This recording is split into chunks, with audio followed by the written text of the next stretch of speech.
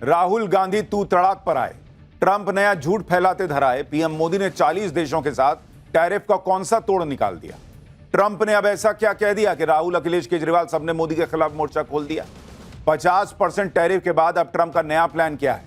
क्या भारतीयों का H1B वीजा कैंसिल करना शुरू करेंगे क्या? सबसे पहले इसके बारे में आपको बताता हूं। उधर डोनाल्ड ट्रंप और इधर राहुल गांधी। नरेंद्र मोदी के नाम से ये दोनों नेता जो है ना, एकदम छटपटाए हुए हैं। बिना मोदी का नाम लिए दोनों का दिन नहीं बीतता है भाई। उधर से ट्रंप कुछ बोलते हैं, इधर से राहुल गांधी दौड़े दौड़े आते हैं। ट्रंप की हां में हां मिलाने लगते हैं, सही कहे भाई, और नरेंद्र मोदी को घेरने लग जाते हैं। हफ्तों से यही चल रहा है। अब कल ट्रंप ने फिर से कुछ नई बात कह दी तो राहुल गांधी फिर तुरंत आ गए, और इस बार तो राहुल गांधी तू तड़ाक करने लग गए भाई नरेंद्र मोदी के साथ। ट्रंप ने कहा कि मोदी को फोन करके वॉर रुकवा दी, तो राहुल गांधी ने कहा कि ट्रंप ने फोन किया और 5 घंटे में मोदी ने वॉर रुकवा दी। ट्रंप की फ्रस्ट्रेशन तो समझ में आती है, क्योंकि मोदी को फोन मिलाकर ट्रंप हार गए, लेकिन नरेंद्र मोदी ने कोई भाव नहीं दिया, फोन ही नहीं उठाया। ट्रंप की ऐसी घनघोर बेइज्जती हुई तो ट्रंप नया झूठ लेकर आ गए कि उन्होंने मोदी को फोन किया और पाकिस्तान का युद्ध 5 घंटे में रुकवा दिया। इससे राहुल गांधी को नया मसाला मिल गया और वो आ गए नरेंद्र मोदी को घेरने कि देखो, ट्रंप ने खुद बोल दिया कि मोदी को फोन करके युद्ध रुकवाया। नरेंद्र सरेंडर वाली बात तो राहुल गांधी पहले से कहते रहे, लेकिन मोदी ने जब तगड़ा जवाब दिया तब से राहुल गांधी इस मामले को लेकर ठंडे पड़ गए। ट्रंप के कल के बयान से राहुल गांधी को फिर अचानक करंट मिला। वो फिर से नरेंद्र सरेंडर वाली बात दोहराने लगे, और इस बार तो तू तड़ाक की भाषा में कह रहे हैं। लेकिन सवाल यह है कि जिस वक्त ट्रंप के घमंड को मोदी चूर चूर कर रहे हैं, जिस वक्त अमेरिका के टैरिफ वॉर से मोदी लड़ रहे हैं, भारत लड़ रहा है, भारत दुनिया को मैसेज दे रहा है कि ट्रंप के टैरिफ वॉर से जब कोई नहीं लड़ पाया तब भारत खड़ा है, और वो भी तब खड़ा है जब अकेले अमेरिका और ट्रंप भारत को टारगेट कर रहे हैं, तब भी भारत भिड़ रहा है। और ऐसे वक्त में राहुल गांधी ट्रंप की साइड में क्यों खड़े दिखते हैं भाई? क्या उन्हें यह नहीं दिख रहा कि भारत कैसे ट्रंप के सनकीपन से लड़ रहा है? क्योंकि रूस में से सबसे ज्यादा तेल चीन खरीदता है, लेकिन ट्रंप ने 50% टैरिफ भारत पर ठोका। रूस से अमेरिका खुद तेल और गैस की डील कर रहा है, खुद कर रहा है, और ऐसा करने पर भारत पर टैरिफ ठोक रहा है। अमेरिका भारत को स्ट्रैटेजिक पार्टनर कहता है, फिर पार्टनर होने का ख्याल भी नहीं रखता। पाकिस्तान आतंकी देश है, लेकिन भारत को दबाने के लिए अमेरिका उसके साथ सट जाता है। अमेरिका की चीन से दुश्मनी है, लेकिन भारत को दबाने में चीन पर नरमी दिखाने की कोशिश करता है। यानी ट्रंप और अमेरिका की हिपोक्रेसी दुनिया देख रही है। दुनिया कह रही है कि मोदी जो कर रहे हैं वो अद्भुत है और मोदी इससे निपट लेंगे। राहुल गांधी और कांग्रेस को यह सब नहीं दिख रहा है। संसद में पीएम ने कह दिया कि नहीं ना हुई बात ट्रंप से, लेकिन राहुल गांधी को इस पर भरोसा नहीं है। अपने देश के प्रधानमंत्री का संसद में दिया बयान उनको भरोसे के लायक नहीं लग रहा है। और जो ट्रंप जब जो मन में आता है जेब से निकाल के बयान फेंक देते हैं, उन पे उनको भरोसा है। और वो भी उस वक्त भाई जब भारत बड़े तूफान का सामना कर रहा है। भारत कह रहा है कि जो होगा देखा जाएगा, हम ट्रंप के सामने सरेंडर नहीं करेंगे। भारत का मैसेज क्लियर है। ट्रंप और अमेरिका अगर आर्थिक दादागिरी दिखाएंगे तो भारत इसे सहन नहीं करेगा। मोदी ने बता दिया कि हर चीज सिर्फ आर्थिक नफा नुकसान से तय नहीं होगी। हर देश का अपना एक आत्मसम्मान होता है बॉस, और उससे समझौता नहीं हो सकता। मोदी ने साफ बता दिया कि भारत की अपनी कुछ रेड लाइंस हैं जिसे कोई पार नहीं कर सकता। हाँ ठीक है, अंग्रेज हम पर इतने साल राज करके गए, तो इसका मतलब हम गुलाम थोड़े ही हैं। तुमने, विदेशियों ने, पश्चिमी देशों ने अगर यह सोचा हुआ है कि भारत को तो हमने गुलाम बना के रखा था, ये कैसे बढ़ के बात कर सकता है, ये कैसे आंख दिखा सकता है, तो तुम्हारी प्रॉब्लम है ना बॉस। आज का भारत आत्मविश्वास से भरा हुआ भारत है, और चाहे कितना ही अच्छा दोस्त हो, कितना ही ताकतवर दुश्मन हो, भारत उससे अपने हितों की बात आंख से आंख मिला के करता है। और यही होती है एक मजबूत नेता की पहचान, जो मुसीबत में पैनिक नहीं हो जाता, बल्कि उस मुसीबत से लड़ने के लिए अपनी ताकत को बढ़ाता है, देश को मोटिवेट करता है, जैसे मोदी कर रहे हैं। ट्रंप के टैरिफ के जवाब में नरेंद्र मोदी कौन सा बड़ा प्लान बना रहे हैं, मोदी ने कौन सा स्पेशल 40 प्लान बनाया है, वो आपको आगे बताऊंगा। यह भी बताऊंगा कि ट्रंप ने मोदी का नाम लेकर क्या कह दिया। राहुल गांधी कैसे पीएम मोदी को तू तड़ाक की भाषा में सुना रहे हैं, पीएम मोदी किस बड़ी प्लानिंग में जुटे हैं, सब बताऊं उससे पहले इस घमासान की झलक देखिए।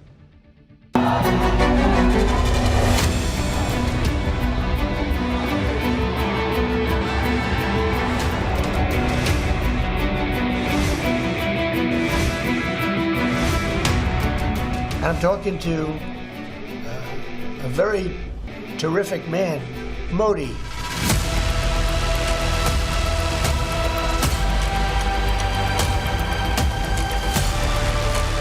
व्यक्तिगत रूप से मुझे बहुत बड़ी कीमत चुकानी पड़ेगी, लेकिन मैं इसके लिए तैयार हूं।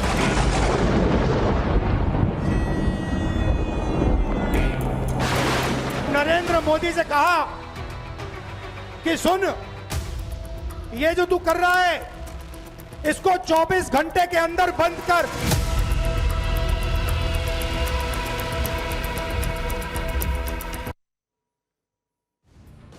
डोनाल्ड ट्रंप का 50% टैरिफ आज से लागू हो गया है। ट्रंप के इस डबल टैरिफ से कैसे नरेंद्र मोदी लड़ रहे हैं, कैसे उसका तोड़ निकाल रहे हैं, ये हम आपको आगे बताएं। लेकिन पहले देख लीजिए कि डोनाल्ड ट्रंप की बातों को लेकर राहुल गांधी कैसे नरेंद्र मोदी के खिलाफ तू तड़ाक पर आ गए। ट्रंप तो झूठ फैलाते हुए पकड़े गए कि उन्होंने मोदी को फोन किया और युद्ध रुकवा दिया, लेकिन राहुल गांधी क्यों ट्रंप के इस झूठ को आगे फैला रहे हैं, राहुल गांधी ने क्या कहा वो सुनिए, फिर आपको बताता हूं ट्रंप ने क्या कहा। ट्रंप ने आज कहा कि जब हिंदुस्तान पाकिस्तान का युद्ध हो रहा था, मैंने फोन उठाया और नरेंद्र मोदी से कहा कि सुन, ये जो तू कर रहा है इसको 24 घंटे के अंदर बंद कर। और नरेंद्र मोदी ने 24 घंटे में नहीं, 5 घंटे में सारा का सारा रोक दिया। राहुल गांधी ट्रंप की अंग्रेजी में दिए गए बयान को हिंदी में ट्रांसलेट करके कह रहे हैं कि जैसे ट्रंप ने नरेंद्र मोदी को तू करके कहा कि सुन, तू ये क्या कर रहा है। राहुल गांधी नरेंद्र मोदी को टारगेट कर रहे हैं, फिर से नरेंद्र सरेंडर की बात कर रहे हैं। दरअसल डोनाल्ड ट्रंप ने भारत और पाकिस्तान के सीज फायर को लेकर जो नया बयान दिया, उसी को राहुल गांधी ने लपक दिया। नरेंद्र मोदी के खिलाफ कोई विदेशी रिपोर्ट हो, बयान हो, राहुल गांधी एकदम ऐसे कैच लेने के लिए खड़े रहते, फिर चाहे वो रिपोर्ट या बयान भारत के हितों को जानबूझकर चोट पहुंचाने के लिए ही क्यों ना दिया गया हो। जैसे डोनाल्ड ट्रंप ने एक बार फिर भारत और पाकिस्तान के सीज फायर पर बयान दिया। इस बार ट्रंप ने प्रधानमंत्री मोदी का नाम भी ले लिया।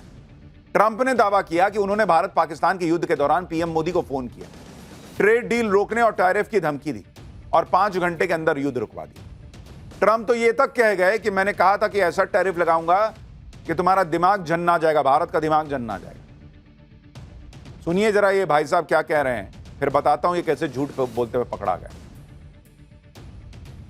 Just like India and Pakistan were going to end up in a nuclear war if I didn't stop them. You know, it's sort of strange. I saw they were fighting. Then I saw 7 jets were shot down. 7, maybe more than that. They didn't even report the real number.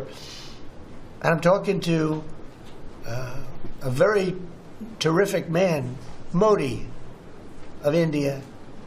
And I say, what's going on with you in Pakistan? Then I'm talking to Pakistan on trade. I said, what's going on with you in India? And the hatred was tremendous. Now, this has been going on for a hell of a long time, like sometimes with different names for hundreds of years. But I said, what's going on? I said, I don't want to make a trade deal. No, we want to make a trade deal. I said, no, I don't want to make a trade deal with you. You're going to have a nuclear war. You guys are going to end up in a nuclear war. And that was very important to them. I said, call me back tomorrow, but we're not going to do any deals with you, or we're going to put tariffs on you that are so high. You were there, Howard, right? Yep. You're going to put tariffs on you that was so high, I don't give a damn. Your head's going to spin. You're not going to end up in a war. Within about 5 hours, it was done. It was done. Now, maybe it starts again. I don't know. I don't think so, but I'll stop it if it does. We can't let these things happen.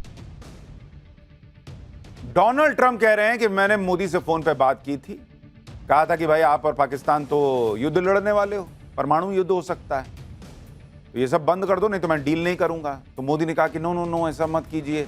तो फिर मैंने कहा कि भाई या तो मैं इतना टैरिफ लगा दूंगा कि दिमाग घूम जाएगा भारत का, और उन्होंने 5 घंटे में युद्ध रोक दिया। अब आप सोचिए आदमी कितना बड़ा झूठा है। नरेंद्र मोदी इसके पहले भारत का विदेश मंत्रालय बयान जारी करके कह चुका कि नरेंद्र मोदी ने जब डोनाल्ड ट्रंप से बाद में फोन पे बात की थी, जब डोनाल्ड ट्रंप उनको अमेरिका बुला रहे थे, तब मोदी ने क्लियर कह दिया था कि मेरी आपकी कोई बात नहीं हुई थी, मेरी जेडी वेंस से बात हुई थी, और जेडी वेंस ने कहा था कि पाकिस्तान बड़ा अटैक करने वाला है, तो मैंने कहा था कि और फोड़ दूंगा। यही बात प्रधानमंत्री मोदी ने संसद में भी कही थी कि किसी के, दुनिया के किसी नेता के बोलने पे युद्ध नहीं रुका। तो ट्रंप से तो बात की बात ही नहीं थी, लेकिन ट्रंप आज ये नया माल लेके आया कि मेरी मोदी से बात हुई थी। और एक और लॉजिकल बात सोची, कह रहे हैं कि मैंने कह दिया कि मैं टैरिफ लगा दूंगा, तो एकदम से 5 घंटे में युद्ध रुक गया। उसी टैरिफ के लिए नरेंद्र मोदी ने 5 घंटे में सीज फायर कर लिया इनके हिसाब से, जिस टैरिफ को 50% इन्होंने भाई साहब ने बढ़ा के कर दिया, और मोदी बात करने को तैयार नहीं है, मोदी झुकने को तैयार नहीं है, भारत झुकने को तैयार नहीं है। तो अभी भारत झुकने को तैयार नहीं है और तब जो है सीज फायर करने को तैयार हो गया, तो कौन विश्वास करेगा इस आदमी पे? कभी कहते हैं 5 प्लेन गिरा, कभी कहते हैं 7 कह रहा, कहता है, कभी कह रहे हैं कि भाई कितना गिरा पता नहीं, कितना भी हो सकता है। एक्चुअली डोनाल्ड ट्रंप ये सब बार बार बोल रहे हैं, लेकिन इस बार उन्होंने मोदी का नाम भी जोड़ दिया कि फोन पे बात हुई। और भारत बार बार क्लियर कर चुका है कि ट्रंप से कोई बात नहीं। फिर भी ट्रंप नया दावा करने लगे कि उन्होंने तो ऑपरेशन सिंदूर के दौरान पीएम मोदी से बात की। अब डोनाल्ड ट्रंप के इस दावे को उनकी बौखलाहट से जोड़कर देखा जा रहा है, क्योंकि कल से ही ये खबरें चल रही हैं कि डोनाल्ड ट्रंप ने 4 बार पीएम मोदी से फोन पर बात करने की कोशिश की, लेकिन पीएम मोदी ने ट्रंप से बात ही नहीं की। यह दावा जर्मनी के एक अखबार ने किया।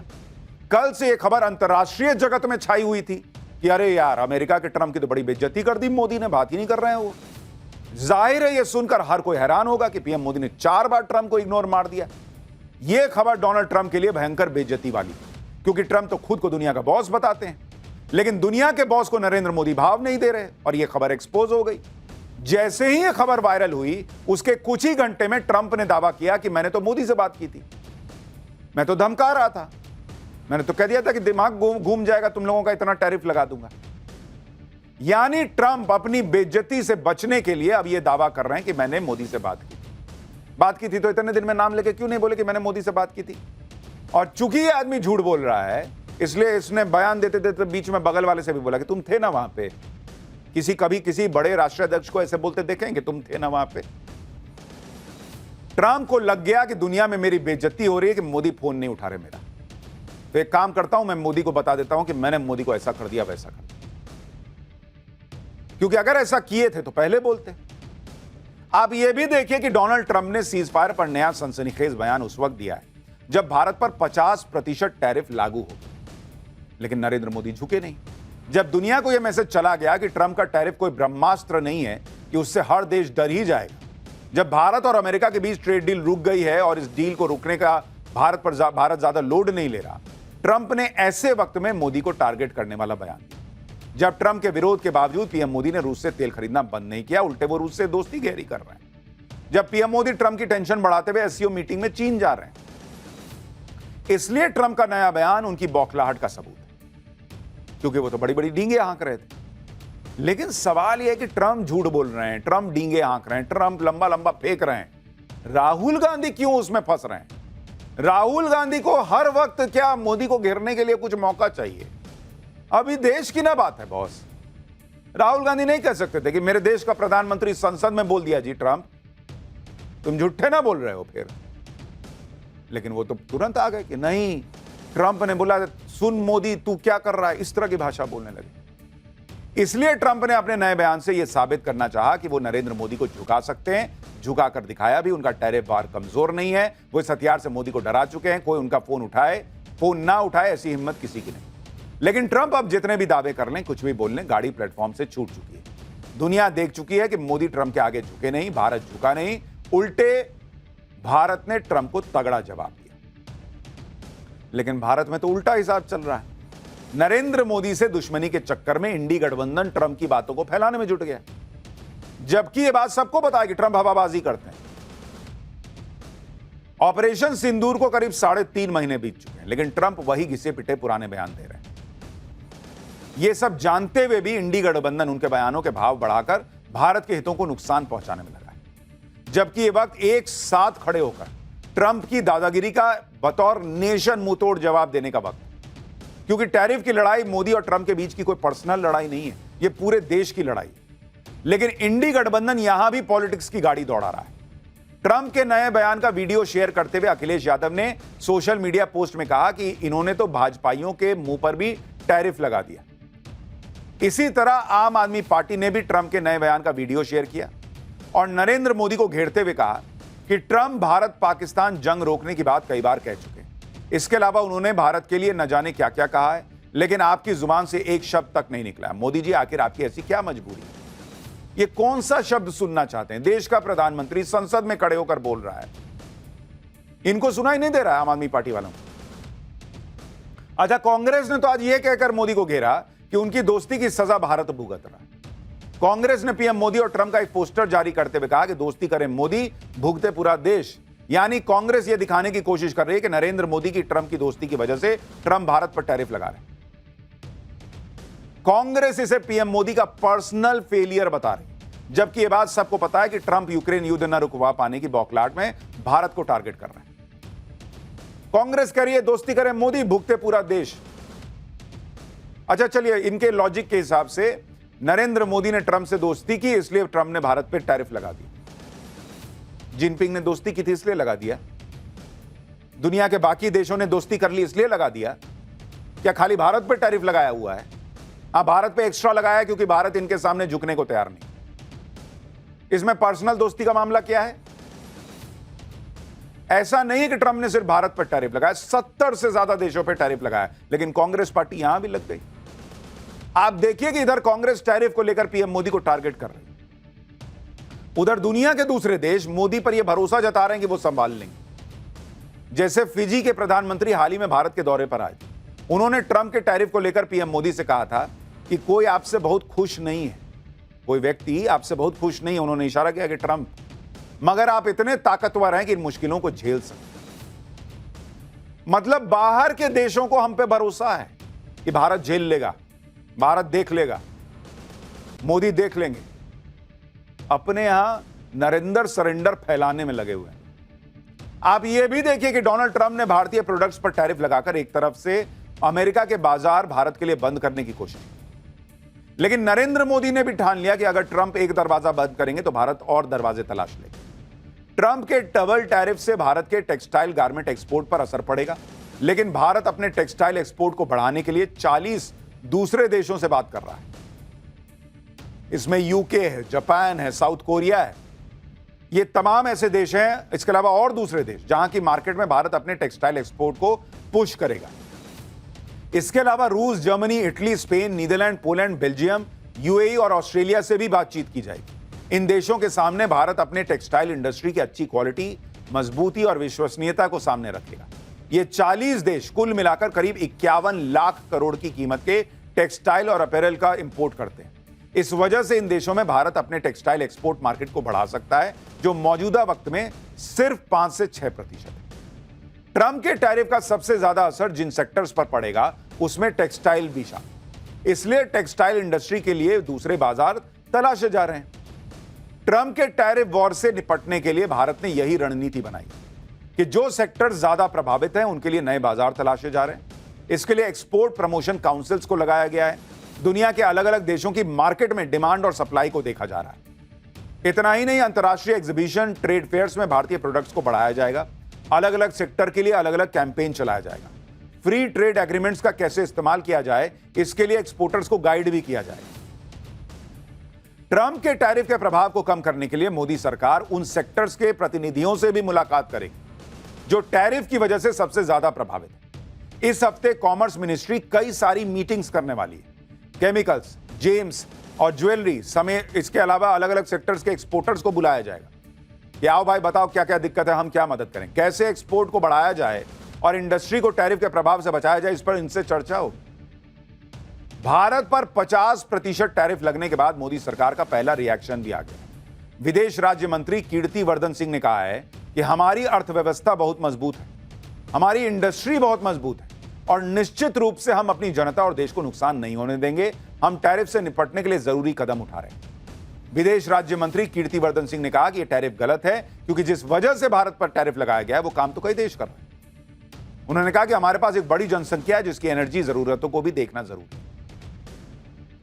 ट्रंप टैरिफ लगाकर भी भारत को झुका नहीं पाए तो वो दूसरे तरीके तलाशने में जुट गए। अब कुछ बातें ऐसी भी चलने लगी सोशल मीडिया पर कि भारत को सबक सिखाने के लिए H-1B वीजा को खत्म कर देना चाहिए। अमेरिका के वाणिज्य सचिव हार्वर्ड ल्यूटनिक ने H1B वीजा को स्कैम करार दे दिया। उन्होंने कहा कि मौजूदा H1B वीजा सिस्टम एक घोटाला है जो विदेशी कर्मचारियों को अमेरिकी नौकरियों के अवसरों को भरने का मौका देती है। अमेरिकी कर्मचारियों को नियुक्त करना सभी बड़े अमेरिकी व्यवसायों की प्राथमिकता होनी चाहिए। इसके अलावा ल्यूटनिक ने डोनाल्ड ट्रंप की गोल्ड कार्ड योजना का भी जिक्र किया और कहा कि सिर्फ उन्हीं धनी विदेशियों को अमेरिकी निवास दिया जाएगा जो अमेरिका में $50 लाख का निवेश करें। ट्रंप की पार्टी के कुछ और नेता भी H1B वीजा के खिलाफ बयान दे रहे हैं। सोशल मीडिया पे कुछ लोग भी लिखने लगे कि भारत अगर रशिया से तेल खरीदना बंद नहीं करता है तो इनका H1B वीजा बंद करो। H1B वीजा ना हुआ हलवा हो गया कि रातों रात बंद कर दो। ये इतना आसान नहीं है। H1B वीजा हर किसी को अमेरिका नहीं देता है कि भाई कोई भी आया उसको H1B वीजा मिल गया। ये highly skilled, highly talented professionals को मिलता है।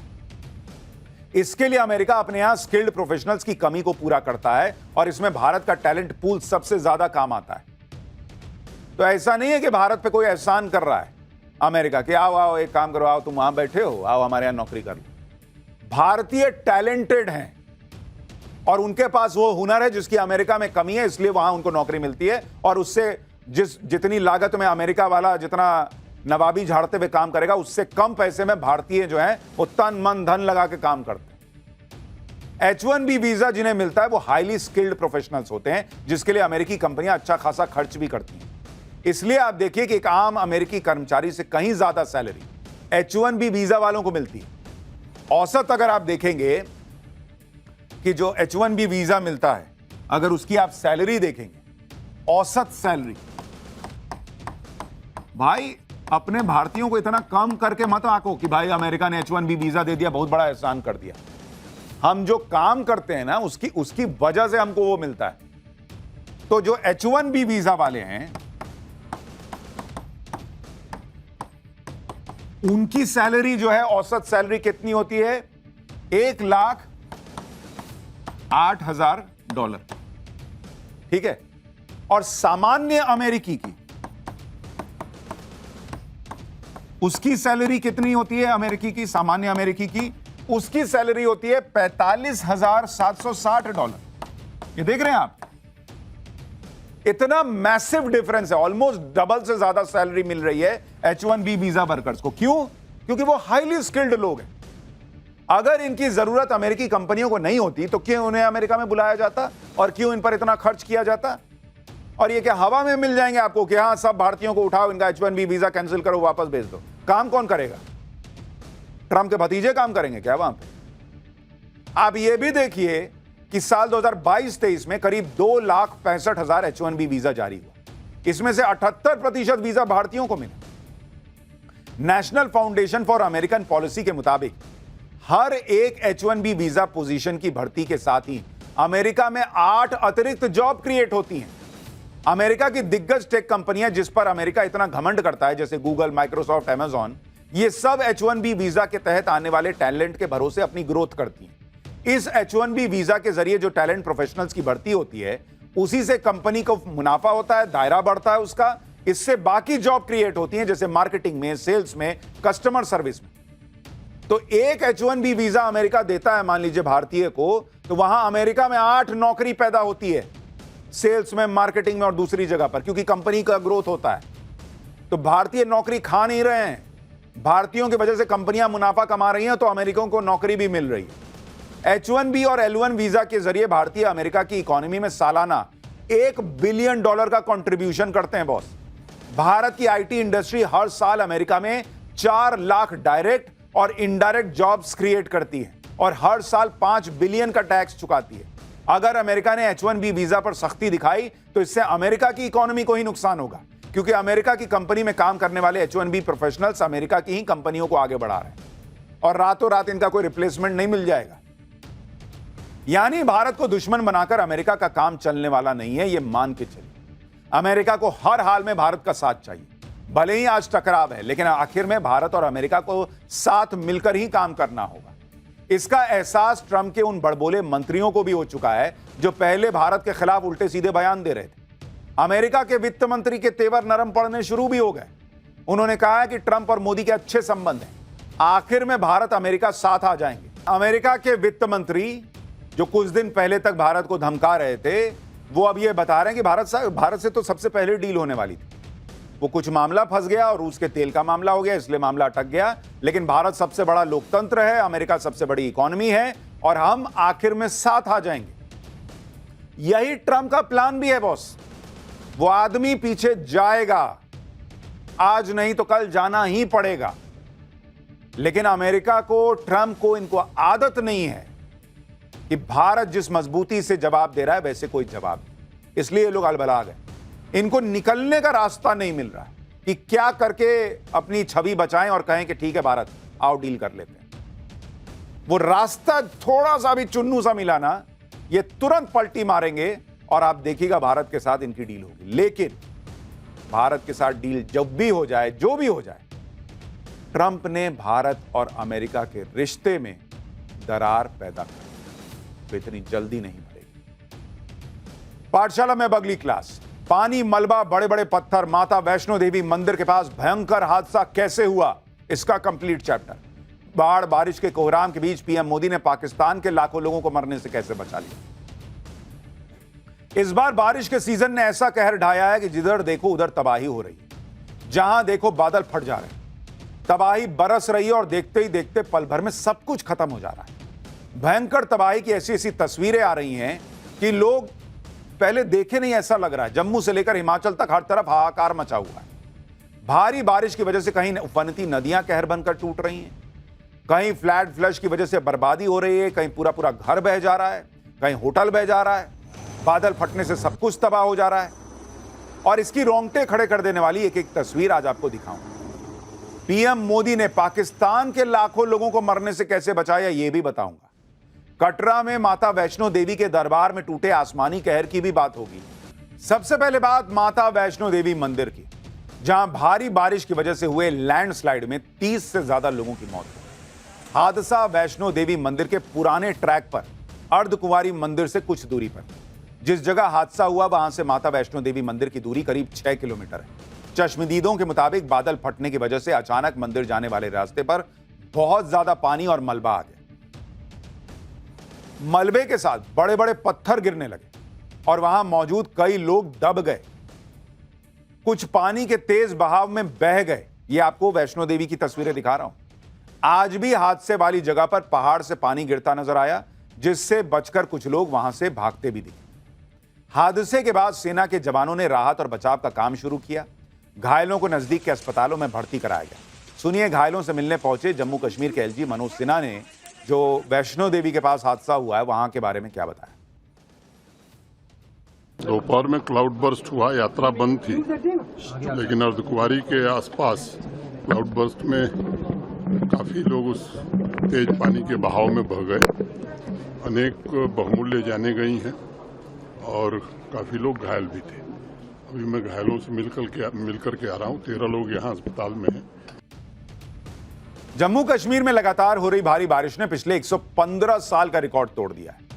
यह तस्वीर जम्मू में तवी ब्रिज की है, जहां तवी नदी का उफान लोगों की जान पर आफत बनी। नदी की वजह से हो रहे कटाव की वजह से पुल से जुड़ी सड़क का बड़ा हिस्सा अचानक धंस गया। आप देखिए, जिसकी वजह से वहां से गुजर रही कई गाड़ियां सड़क में आई दरार में फंस गई। एक स्कॉर्पियो तो पूरी तरह से तिरछी हो गई, जिसे देखकर आसपास मौजूद लोगों की सांसें फूल गईं और गाड़ी के अंदर बैठे शख्स को बचाने की कोशिश शुरू कर दी गई। तवी नदी में आए उफान के बीच हमारी टीम ग्राउंड जीरो पर उस जगह पहुंची जहां पुल के पास सड़क धंसने की वजह से कई गाड़ियां गड्ढे में समा गई। तवी नदी के रौद्र रूप पर हमारी सहयोगी की यह रिपोर्ट देखिए। ये देखिए पुल के आगे का हिस्सा जहां पर मिट्टी का हिस्सा आता है, वहां पर कल एक तस्वीर सामने निकल कर आई थी जब एक स्कॉर्पियो गाड़ी जो है वो यहां पर धंस गई थी और अचानक से ये पुल का जो हिस्सा है वो ढह गया था। वो पुल का हिस्सा क्यों ढह गया था? क्योंकि नदी के पानी का वेग इतना जबरदस्त था कि ये पूरा का पूरा पानी जो है इस तरफ का जो पूरा ये बांध का जो इलाका है, जिस रोड पे हम खड़े हुए हैं, इस इलाके से पानी निकल रहा था और लगातार इतना तेज आवेग में पानी था कि ये पानी सब कुछ बहा के ले गया। और देखिए ये बड़े बड़े जो सीमेंट के कंस्ट्रक्शन आपको नजर आ रहे हो। बाढ़ किसी देश की सीमा नहीं देखती। जम्मू कश्मीर में उफान में आई नदियां पाकिस्तान में भी तबाही मचाने को तैयार है। लेकिन पाकिस्तान के लोग क्यों कह रहे हैं कि पीएम मोदी ने दरियादिली न दिखाई होती तो पाकिस्तान के लाखों लोग मारे जाते। इसकी वजह भी आपको बताएंगे। पहले बाढ़ की वजह से पाकिस्तान में हो रही बर्बादी की तस्वीरें देखी। पाकिस्तान के सियालकोट में बाढ़ के हालात बेकाबू हो चुके हैं। हर तरफ पानी पानी है। नदी का बहाव इतना तेज है कि पुल बह जा रहे हैं। सड़कों और नदी में अंतर कर पाना मुश्किल हो चुका है। उस पर भारत से पाकिस्तान जाने वाली 3 नदियों में भी जबरदस्त उफान आ चुका है। जम्मू कश्मीर में लगातार हो रही बारिश के बाद डैम के गेट खुल चुके हैं, जिसके बाद भारत सरकार ने पाकिस्तान को समय रहते बाढ़ के खतरे की वार्निंग दी। इसके बाद पाकिस्तान में 1.5 लाख से ज्यादा लोगों को सुरक्षित जगहों पर पहुंचा भी दिया गया। अगर भारत ने, नरेंद्र मोदी सरकार ने यह वार्निंग पाकिस्तान को नहीं दी होती कि भाई बहुत पानी इधर से आने वाला है, लोगों को बचा लो, लाखों लोग पाकिस्तान में मर गए होते। लेकिन भारत ने उन लाखों पाकिस्तानियों की जान बचा ली। पाठशाला में अब अगली क्लास, जिसमें आपको दिखाऊंगा लाल बाग के राजा से लेकर देश भर में गणेश उत्सव के धूम की वो अनोखी तस्वीरें जो मन गदगद कर देंगी। भगवान गणेश की वो मूर्ति जो एक मुस्लिम देश को बर्बाद होने से बचाती है। बप्पा के कमाल का चैप्टर आपको बताऊंगा। करोड़ों गणेश भक्त भारत में, लेकिन बप्पा की सबसे बड़ी मूर्ति किसी और देश में कैसे? सुनेंगे तो हैरान रह जाएंगे। भारत में तो गणेश भगवान के कई मंदिर हैं, हजारों लाखों प्रतिमाएं, लेकिन एक मुस्लिम देश इंडोनेशिया में ऐसे गणपति हैं जो धधकते हुए ज्वालामुखी के मुहाने पे विराजमान है। देख रहे हैं आप, पीछे ज्वालामुखी धधक रहा है और आगे गणेश जी की प्रतिमा है इंडोनेशिया में। ये तस्वीरें इंडोनेशिया के माउंट ब्रोमो की, जहां एक ज्वालामुखी के मुहाने पर भगवान गणेश की प्रतिमा स्थापित है। इस ज्वालामुखी का नाम गुनुंग ब्रोमो है और यह सक्रिय ज्वालामुखी है। इसमें लगातार आग जलती रहती है। एक मुस्लिम देश में ज्वालामुखी के मुहाने पर भगवान गणेश की प्रतिमा हैरान करती है। लेकिन आपको इसका इतिहास बताता हूं। मान्यता है कि ज्वालामुखी के मुहाने पर स्थित गणेश प्रतिमा करीब 700 साल पुरानी है। ज्वालामुखी के आसपास रहने वाले लोगों को टेनेगर कहा जाता है। टेनेगर लोग ज्वालामुखी तक जाकर भगवान गणेश की पूजा करते हैं। टेनेगर लोग सालों से भगवान गणेश को अपना आराध्य मानते हैं। ये लोग मानते हैं कि उनके पूर्वजों ने गणेश प्रतिमा को स्थापित किया था। यहां के लोग ये भी मानते हैं कि भगवान गणेश ज्वालामुखी से इंडोनेशिया की रक्षा करते हैं। बॉस, इंडोनेशिया को ज्वालामुखी से बर्बाद होने से बचाते हैं भगवान गणेश। दावा किया जाता है कि गणपति की पूजा यहां किसी दिन नहीं रुकती, चाहे कोई विस्फोट ही क्यों ना हो जाए। यह एक ऐसी परंपरा है जिसका पालन यहां हर हाल में किया जाता है। मुस्लिम आबादी वाला देश इंडोनेशिया, वहां गणेश जी की प्रतिमा, पीछे ज्वालामुखी, और यह मान्यता कि ज्वालामुखी से, उसके प्रकोप से यही गणेश जी बचाते हैं। यह है बप्पा का कमाल। भले ही भारत में भगवान गणेश के करोड़ों भक्त, हजारों मंदिर हैं, लेकिन आप यह जानकर हैरान हो जाएंगे कि दुनिया के सबसे ऊंची गणेश प्रतिमा भारत में नहीं है। दुनिया की सबसे ऊंची गणेश प्रतिमा थाईलैंड में है। बॉस, थाईलैंड के चाचो एंगसाओ प्रांत में खलोंग खुएन गणेश इंटरनेशनल पार्क में यह प्रतिमा, यह देखिए, भगवान गणेश की यह प्रतिमा करीब 39 मीटर यानी 128 फीट ऊंची है, जिसमें प्रतिमा की ऊंचाई लगभग 30 मीटर है और 9 मीटर ऊंची विशाल पेडेस्टल पर खड़ी है। भगवान गणेश की यह प्रतिमा 12 मंजिला इमारत के बराबर है। भगवान गणेश की इस प्रतिमा को ब्रॉन्ज के 854 टुकड़ों से बनाया गया है। भगवान गणेश के चारों हाथों में गन्ना, आम, कटहल और केला दिख रहा है। यह है सबसे ऊंची प्रतिमा, 39 मीटर इसकी हाइट। और यह देखिए, यह भी कमाल की प्रतिमा। यह फल थाईलैंड की खेती और हरियाली का प्रतीक माने जाते हैं। जो मैं आपको बता रहा था ना, गन्ना, आम, कटहल और केला, इनके 4 हाथ में ये दिख रहे हैं। ये चारों फल थाईलैंड की खेती और हरियाली का प्रतीक है। गणेश भगवान की मूर्ति के पैरों के पास एक विशाल मूषक भी विराजमान है, जिसके हाथों में मोदक है। भारत के राजस्थान में भगवान गणेश का एक ऐसा मंदिर है जिसके बारे में मान्यता है कि महाभारत काल का मंदिर है। राजस्थान के रणथंभौर में शेरों और बाघों के बीच भगवान गणेश का मंदिर है, जिसे त्रिनेत्र गणेश मंदिर कहते हैं। दावा किया जाता है कि यहां पर विश्व की इकलौती त्रिनेत्रधारी गणेश जी की प्रतिमा है। इस मंदिर में विराजमान गणपति को राजपुताना का गणेश भी कहा जाता है। यह भी दावा किया जाता है कि सवाई माधोपुर जिले का यह मंदिर सबसे पुराना गणेश मंदिर है। इस मंदिर का इतिहास हजारों साल पुराना होने की बातें भी हैं। त्रिनेत्र गणेश मंदिर तक जाने का रास्ता भी मुश्किलों से भरा है। इस मंदिर तक जाने के रास्ते में कई जगह शेर और मगरमच्छ मिल जाते हैं, जिनसे सावधान रहने वाले बोर्ड पूरे रास्ते में लगे हुए हैं। बारिश में यहां तक जाने का रास्ता पानी की वजह से बंद हो जाता है। त्रिनेत्र गणेश मंदिर के महंतों के अनुसार इस मंदिर का संबंध महाभारत काल से है। महाभारत काल में भगवान श्री कृष्ण और रुक्मणी का विवाह हुआ। श्री कृष्ण ने विवाह का निमंत्रण भगवान गणेश को नहीं दिया। क्रोधित होकर भगवान गणेश ने अपने वाहन मूषक को विवाह समारोह में भेजा। मूषक ने अपनी सेना के साथ मिलकर जमीन खोदकर खोखली कर दी। खोखली जमीन में श्री कृष्ण का रथ फंस गया और आगे नहीं बढ़ पाया। इसके बाद भगवान श्री कृष्ण ने भगवान गणेश जी को निमंत्रण भेजा। मान्यता है कि इसी घटना के बाद भगवान गणेश को प्रथम निमंत्रण भेजे जाने की शुरुआत हुई। रणथंभौर के लोकगीतों में आज भी इस घटना का जिक्र किया जाता है। हालांकि भारत में एक ऐसा भी गणेश मंदिर है जहां भगवान गणेश की प्रतिमा का सिर ही नहीं। भगवान गणेश का यह मंदिर उत्तराखंड के सोनप्रयाग से 3 किलोमीटर दूर गौरी कुंड के पास है। इस मंदिर में भगवान गणेश की बिना सिर वाली प्रतिमा की पूजा होती है। इसे मुंडकटिया मंदिर के नाम से जाना जाता है। आप देख रहे हैं क्या अलग अलग कमाल की चीजें हैं इस देश में, और इसलिए हम पाठशाला में ये आपके लिए लेकर आए ताकि आपको गणेशोत्सव में ये सब भी पता चलना चाहिए। मान्यता है कि इसी जगह पर भगवान शंकर ने गणेश जी का सिर काटा था, क्योंकि भगवान गणेश ने भोलेनाथ को माता पार्वती के कक्ष में जाने से रोक दिया था। इसी से नाराज होकर शंकर भगवान ने गणेश जी का सिर काट दिया। हालांकि बाद में भगवान शंकर ने गणेश जी को हाथी का सिर लगा दिया। इसी वजह से यहां भगवान गणेश की प्रतिमा बिना सिर की है। मुंडकटिया मंदिर में भगवान गणेश के दर्शन के लिए दूर दूर से भक्त आते हैं। यह भी मान्यता है कि बिना सिर वाले गणपति के दर्शन से मनोकामनाएं भी पूरी होती हैं। यानी गणेशोत्सव पर हर तरफ धूम है, हर जगह उत्साह है, लेकिन गणेश जी की जो महिमा है वो एक दिन की थोड़ी है। लाल बाग के राजा को आज आप देख रहे हैं, वहां जो भक्तों की भीड़ है वो देख रहे हैं, गणपति को घर ला रहे हैं, लेकिन गणपति तो हर जगह है। पाठशाला में अब अगली क्लास, जिसमें आपको बताऊंगा निक्की की मौत के मामले में एक और बड़ा खुलासा। निक्की विपिन की भाभी ने क्या कहकर सबको चौंका दिया। पड़ोसी से लेकर निक्की की भाभी के ऐसे ऐसे बयान कि पूरा केस ही पलट जाएगा क्या, अब इसके बारे में आपको बताता हूं। ग्रेटर नोएडा में निक्की की मौत की खबर ने हर मां बाप को डरा दिया।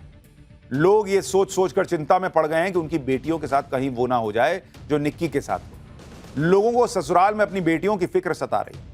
इसी बीच अब बेटियों को दहेज और कन्यादान में कट्टा रिवॉल्वर देने का ऐलान किया जा रहा है। कहा जा रहा है कि लोग अपनी बेटियों को दहेज में सोना चांदी कैश दें या ना दें, लेकिन कटार, तलवार और रिवॉल्वर जरूर दें। यह ऐलान कहां हुआ है, किसने किया है, क्यों किया है, इसके बारे में आपको विस्तार से बताऊंगा। लेकिन निक्की हत्याकांड में अब जैसे जैसे खुलासे हो रहे हैं, वैसे वैसे ये पूरा केस नए नए मोड़ लेता जा रहा है। और अब एक और बड़ा खुलासा हुआ। अब इस केस में नया ट्विस्ट लाई है निक्की की सगी भाभी, जिन्होंने अपने ससुराल वालों पर वही आरोप लगा दिया जो आरोप निक्की का परिवार उसके ससुराल वालों पर लगा रहा है। निक्की की भाभी मीनाक्षी ने दावा किया है कि निक्की के ससुराल वाले नहीं, बल्कि उसके ससुराल वाले दहेज लोभी हैं।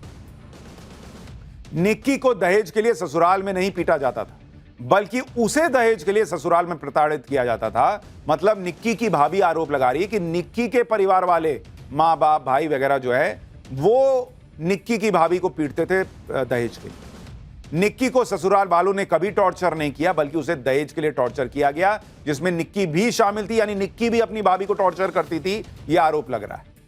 निक्की की सगी भाभी ने अपने ससुराल वालों पर ऐसे ऐसे आरोप लगा दिए जिसे सुनकर माथा ठनक जाएगा। लेकिन अभी भी सबसे बड़ा सवाल यही बना है कि निक्की को आग लगाई गई या उसने खुद आग लगाकर आत्महत्या की। अब इस केस में ऐसे गवाह सामने आ रहे हैं जिनके बयानों ने इस केस का रुख बदल दिया है। आज चश्मदीद गवाह बताएगा जलती हुई निक्की के आखिरी शब्द क्या थे। कार ड्राइव करने वाला गवाह बताएगा निक्की को अस्पताल ससुराल वाले लेकर गए या बहन कंचन।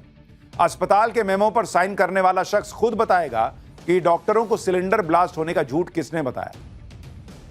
निक्की डेथ केस में ऐसे ऐसे खुलासे हो रहे हैं, ऐसी ऐसी गवाहियां सामने आ रही हैं कि लग रहा है पूरा केस कहीं पलट ना जाए। सब दिखाऊं, सब बताऊं, उससे पहले जो खुलासे हो रहे हैं उसकी एक झलक देखिए।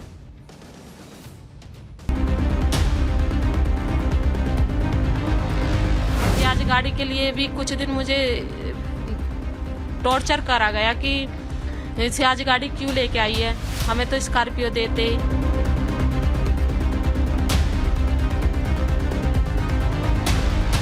शादी के 1-1.5 महीने बाद ही मुझे दहेज के लिए मारना चालू कर दिया था।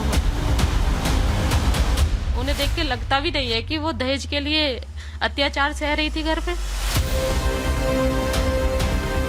कोई कुछ ही कहता रहे, हमारा समय खराब है। लास्ट में यही बोल रहे थे कि मुझसे गलती हो गई, मुझे बचा लो। निक्की को दहेज के लिए जलाया गया या उसने खुद अपने आप को आग लगाई और आत्महत्या की, इसको लेकर अब शक गहराता जा रहा है। और अब इस केस में एक बहुत बड़ा खुलासा हुआ। निक्की के परिवार पर ही दहेज उत्पीड़न और अत्याचार के आरोप लग गए और ये आरोप निक्की की सगी भाभी मीनाक्षी ने लगाए, जिनकी शादी निक्की के भाई रोहित से साल 2016 में हुई। इसी साल निक्की और उसकी बहन कंचन की भी शादी हुई थी, यानी 2016 में। निक्की की भाभी मीनाक्षी का दावा है कि उन्हें भी ससुराल वालों से दहेज उत्पीड़न का सामना करना पड़ा, यानी वो आरोप लगा रही हैं कि निक्की के परिवार वाले दहेज मांगते थे। मीनाक्षी का आरोप है कि दहेज के लिए उन्हें ससुराल में मारा पीटा जाता था, जिसमें उनकी दोनों ननदें यानी कंचन और निक्की भी शामिल होती थी।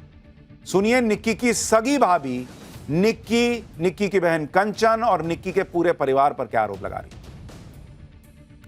सियाज गाड़ी के लिए भी कुछ दिन मुझे टॉर्चर करा गया कि सियाज गाड़ी क्यों लेके आई है, हमें तो स्कॉर्पियो देते। अच्छा हाँ। कौन ऐसे टॉर्चर करता था?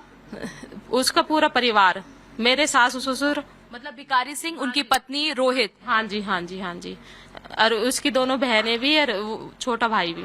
कंचन और निक्की भी आपको टॉर्चर करती है? हाँ। किस तरह से? कि अच्छा दहेज लेके नहीं आई और लेके आओ। कैसा स्वभाव था दोनों बहनों का? मेरे प्रति अच्छा नहीं था। जो आरोप निक्की का परिवार निक्की के ससुराल वालों पर लगा रहा है, वैसे ही आरोप अब निक्की की भाभी अपने ससुराल वालों यानी निक्की के परिवार पर लगा रही है। निक्की की भाभी मीनाक्षी का दावा है कि उसकी शादी के दहेज में एक सियाज कार और 21 तोला सोना दिया गया था। शादी के तुरंत बाद ससुराल वालों ने सियाज कार को अशुभ बताकर बेच दिया। निक्की की भाभी का आरोप है कि इसके बाद उसके परिवार से एक नई कार और कैश की मांग की गई। मांग पूरी न होने पर उनके साथ आए दिन मारपीट की जाती थी।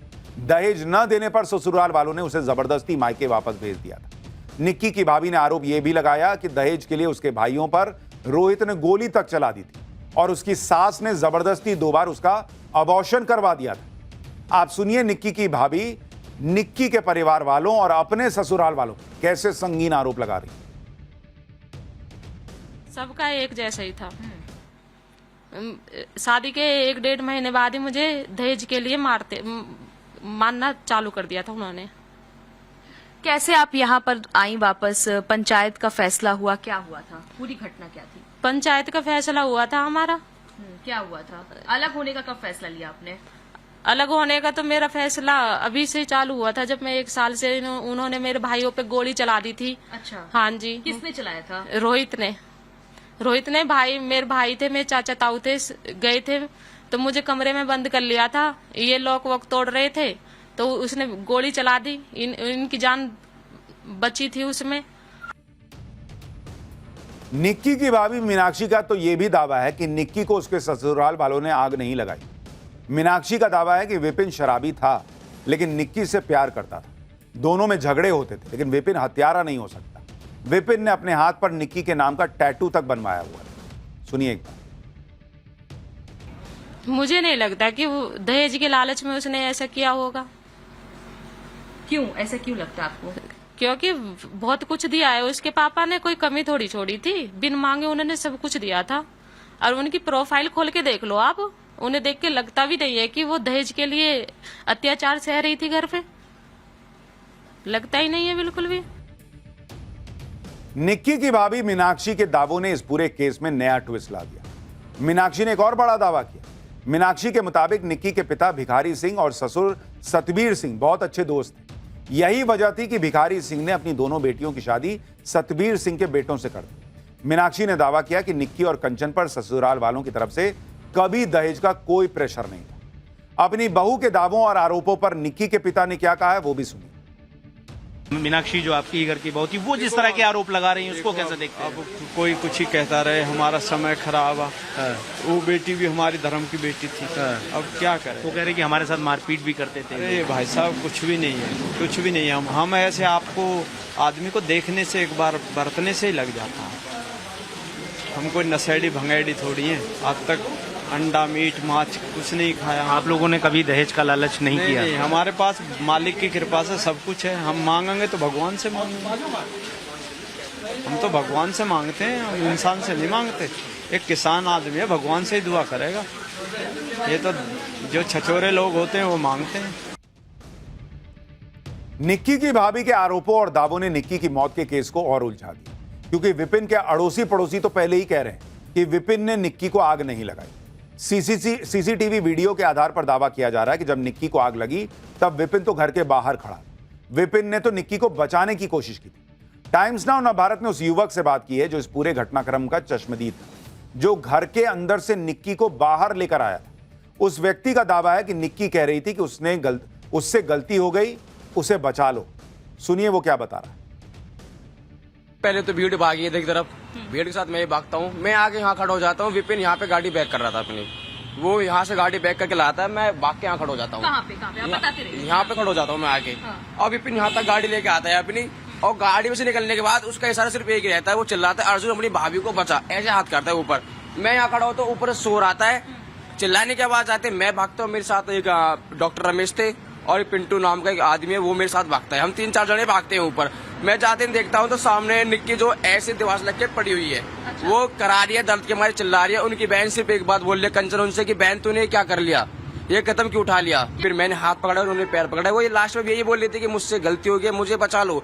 और विपिन कहा, विपिन को बुला दो एक बार। प्रत्यक्षदर्शी का कहना है कि निक्की जब जली हुई अवस्था में थी, उसे अस्पताल ले जाने की बात हो रही थी, तो वो कह रही थी मुझसे गलती हो गई, मुझे बचा लो। निक्की को आग लगाई गई या निक्की ने खुद को आग लगाई, सिर्फ इसको लेकर ही सवाल नहीं पूछे जा रहे। निक्की के परिवार के दावों पर भी लोग सवाल उठा रहे हैं। निक्की के परिवार ने दावा किया है कि निक्की को आग लगाकर ससुराल वाले भाग गए, जबकि निक्की के अंतिम संस्कार में उसके ससुर ने मुखाग्नि दी थी। निक्की के परिवार का आरोप है कि निक्की के ससुराल वाले उसे अस्पताल लेकर नहीं गए, जबकि सीसीटीवी वीडियो में विपिन का परिवार निक्की को अस्पताल ले जाता दिख रहा है। और अब वो शख्स भी सामने आ गया है जो कार ड्राइव करके निक्की को अस्पताल लेकर गया है। देवेंद्र नाम के जिस शख्स के साइन अस्पताल के मेमो पर भी हैं, उससे टाइम्स नाउ नव भारत ने बात की, जिसने यह भी बताया कि अस्पताल के मेमो में सिलेंडर ब्लास्ट की बात किसने लिखवाई थी। सुनिए एक बार। उनको ऊपर से उठाया है, कपड़े जल गए हैं, हमने चादर वगैरह से ढका है और गाड़ी में लेकर हॉस्पिटल गए हैं। मेरे साथ निक्की की सासू, ससुर, निक्की और मैं 4 पर्सन थे। अच्छा। वहाँ से ये घटना हुई थी, हमने उनको फोन कर दिया था निक्की के पिताजी को। अच्छा। वो लोग भी वहाँ पहुँच गए थे जी, वो भी वहाँ पहुँच गए थे। और विश्वास न हो तो वहाँ पे सीसीटीवी फुटेज निकाल लो। और जब वहाँ से रेफर कर दिया गया दिल्ली के लिए, तो निक्की के पिताजी और विपिन के पिताजी और एक अंकल और हैं, वो 3 लोग एम्बुलेंस में साथ गए हैं दिल्ली के लिए। अच्छा। वो कैसे कह सकते हैं कि कोई नहीं था। ये बताइए कि उस दिन अस्पताल के जो मेमो आया है सामने, उसमें ये बात क्यों लिखी गई है कि सिलेंडर ब्लास्ट? ये कहा जा रहा है कि आपने सिर्फ इसलिए लिखवाया ताकि कोई पुलिस का मामला ना हो। वो मैंने नहीं लिखवाया है, वो निक्की ने खुद लिखवाया। निक्की बोल रही थी, अच्छी हालत में थी, वो मैंने नहीं लिखवाया है। डॉक्टर से पूछ सकते हो, सीसीटीवी कैमरे देख सकते हो, डॉक्टर बता देगा सच्चाई क्या है, किसके बयान है, किसने लिखवाया। कंचन अस्पताल नहीं गई थी, झूठ है, बाद में गई थी 2 घंटे बाद। निक्की के केस ने महिलाओं पर बढ़ते अत्याचारों को लेकर लोगों की फिक्र बढ़ा दी। लोग ससुराल में अपनी बेटियों की सुरक्षा को लेकर चिंता जता रहे। इसी का असर बागपत में दिखाई दिया। महापंचायत हुई वहां पर, जहां बेटियों की सुरक्षा को लेकर एक ऐसा ऐलान कर दिया गया कि सब हैरान रहे। बागपत के मितली गांव में ठाकुर समाज की केसरिया महापंचायत हुई, जहां मंच से ऐलान किया गया कि लोग बेटियों को कन्यादान में कटार, तलवार या रिवॉल्वर जरूर दें, ताकि बेटियां अपनी सुरक्षा कर सकें। सुनिए महापंचायत में क्या ऐलान। जब आप कोई कन्यादान करते हैं, लड़की, तो सोना चांदी का मार रुपया दे देते हैं, 10 लाख, 20 लाख, 50 लाख देते हैं कि नहीं देते? जब वो सोना पहन के बाजार में जाएगी तो चोर लुचक्का जो बाजार में बैठा उसको छोड़ेगी, लूट लेगी।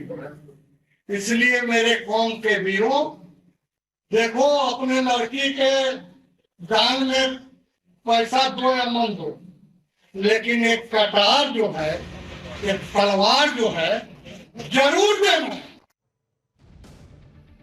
सबसे पहली बात तो दहेज देना बंद कीजिए।